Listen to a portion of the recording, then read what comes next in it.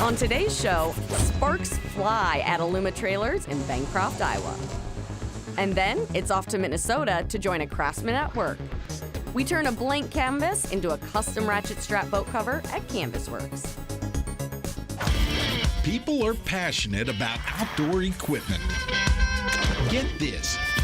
Americans spend more than $20 billion a year on gear. But no one ever really sees how their stuff gets made. Well, that's where we come in. Each week, we throw open the factory doors and give you a behind-the-scenes look at how your favorite gear is made. Made for the Outdoors is brought to you by Border View Lodge.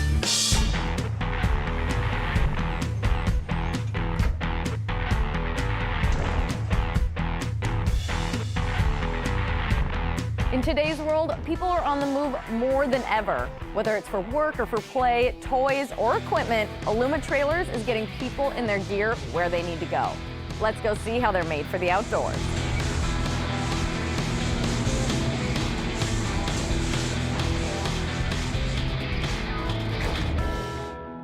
Bancroft, Iowa, home to just over 700 residents, and a company here to support your work and play.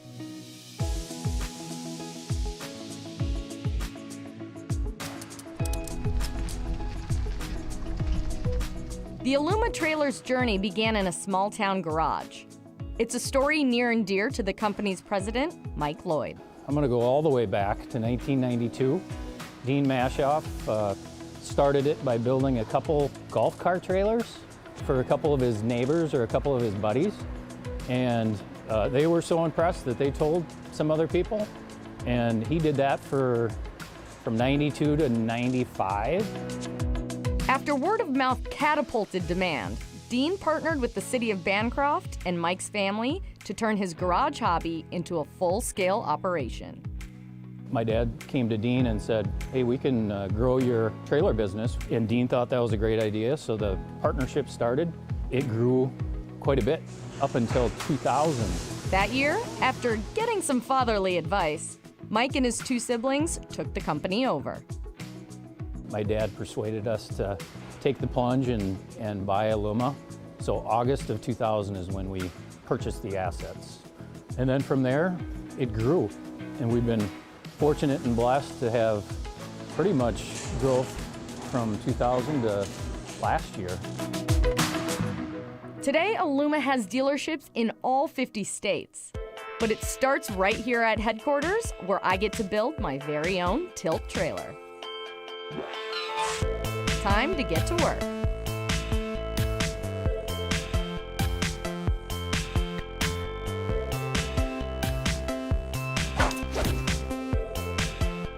The process begins with raw materials.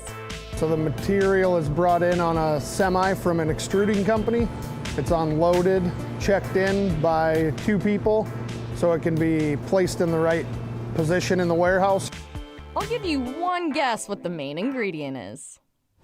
It's aluminum extrusion, just basic aluminum. It's lightweight, and if it's built correctly, it's strong. That's right, aluminum. A lot of it. After being checked in, the aluminum is brought to the machining area. A warehouse parts picker will pull the part off of a work order and deliver it to where it needs to go. The operator of the machine will read the work order and make the part to the spec that it needs to be. Though it's all the same material, there are dozens of different parts, all of which are cut to spec.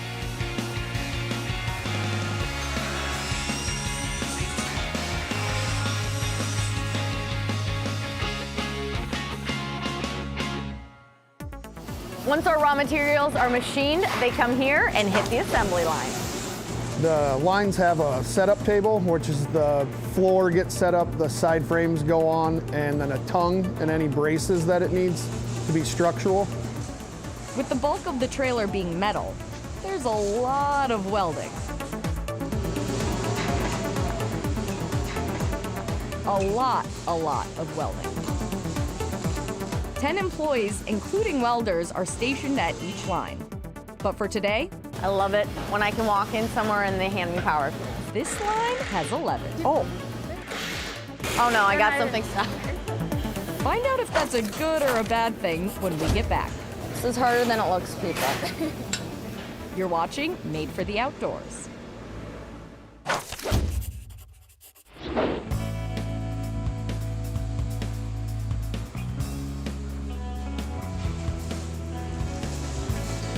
Welcome back to Made for the Outdoors. We're in Bancroft, Iowa at Aluma Trailers, where our rig is continuing its journey down the assembly line. Today, we're making one of Aluma's tilt trailers. But Aluma has an abundance of models and options.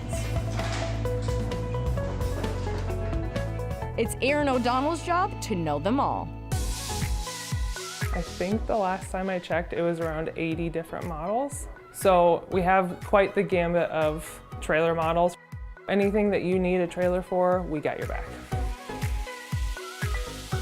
We get a lot of questions regarding, what options do you offer, which I tend to answer with what options do you want, is that's gonna be a shorter list than all of the options that we offer. So pretty much anything that you need, if we don't already offer it, we'll work as hard as we can to get you what you want. The sky is the limit when it comes to Aluma's capabilities. Back on the production line, our trailer has made it to the second of 3 main stations. This middle station is where most of the magic happens. They'll move it over to a middle station, which the runners and axles are installed. Tubing, runners, axles, wires, and of course, more welding. After the middle welder is usually complete with their job, a wirer will run the wiring and plug in the lights, install the coupler and chains, and swivel jacks. There are dozens of intricate details that go into what may seem like a simple build. My first task, however, is not one of them. What are we about to do here? We're gonna put some chains on. All right, we're gonna throw some chains on this thing. Let's do it. You need really small fingers to do this job.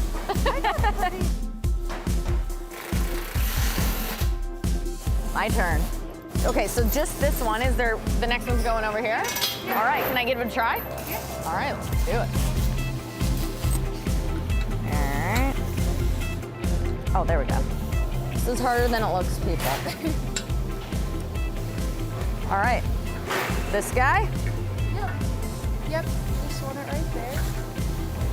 I love it when I can walk in somewhere and they hand me power tools. Oh no, I got something stuck. Put more towards this side, because your power tool's gonna take it. All right. Like that?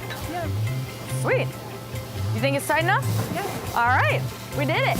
Woo! Time to see if my work passes the test. All right, April, you kind of get to look over and make sure everything is done correctly. What are you looking for when you're doing quality control here? When we get called for a check, we come over and look for the imperfections of the welds, the hardware. We make sure everything's bent and installed properly before they even flip it and finish. I saw you guys measuring using a tape measure. What's that for? We square every trailer by the tongue. We'll square the tongue to the corners. We'll take the tongue and square it to the axles to make sure everything's squared off. We also square the axle from axle to make sure that they're square here and side to side. And what happens if you do find something that's not perfect? If we do find something that's not perfect, we'll get a hold of the line leader or the employee welding the trailer, and we will have them fix it the proper way. And then they have to go to detention. Yes. Yes. Having passed inspection, our trailer heads for finishing.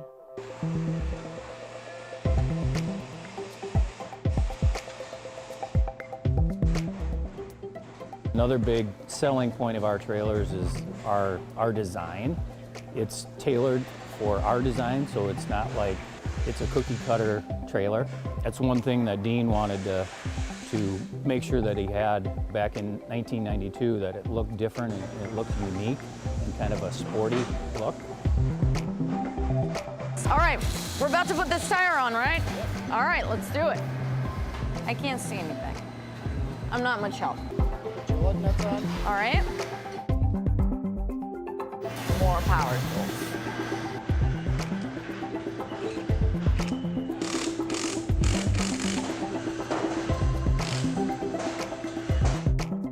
All right.